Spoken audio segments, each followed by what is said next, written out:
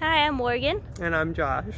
And I started working at Hazon a little over 5 years ago because I believe in the connection between Judaism and the natural world and our planet.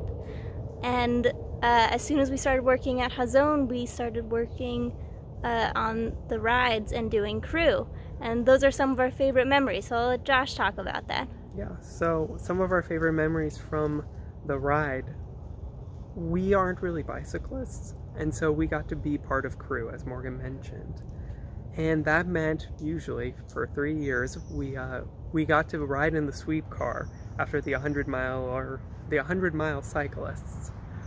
So we got to spend, what was it, 8 hours, 7 hours, 8 hours together. 8+ hours. If not more, driving behind the cyclists, ensuring that all of our wonderful Hazon cyclists got to enjoy the experience of the ride. It was a really cool experience and really meaningful.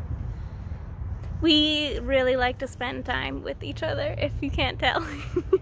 And now with the Vision Rides, we've been able to go on runs together.